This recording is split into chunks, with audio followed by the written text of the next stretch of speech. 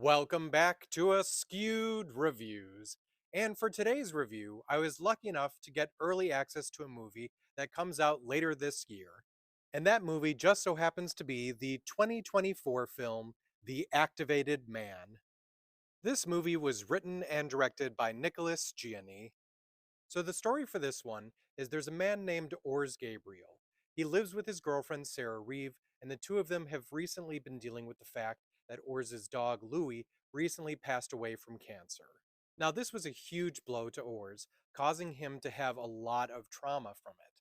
Because of this trauma, this ends up activating him and causing him to at first be able to see the spirit of his dog and then to be able to see much darker and more menacing creatures that live within the spirit realm also. One of these spirits, known as the Fedora Man, begins following Ors wherever he goes and causing some issues. Ors then gets a little bit of help from one of his local neighbors at his apartment complex named Jeffrey Bowman, who is apparently a psychic medium. So Jeffrey begins to train Ors in becoming a light warrior.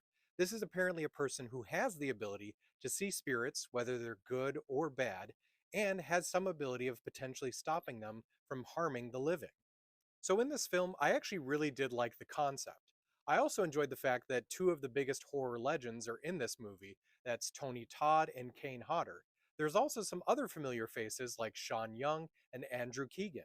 Now, as for what I didn't like about the movie, it unfortunately, at least for me, was just a little bit too artsy.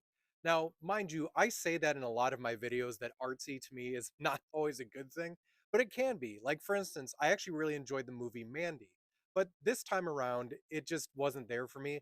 So I'm probably going to give it a 2 out of 5. Now, what I will say though is I do recommend everyone checking this out once it becomes available, because even though this wasn't my cup of tea, it might be something that you really enjoy. I hope you enjoyed this episode of Askewed Reviews. If there's ever any movies that you would like me to review, feel free to mention them in the comments.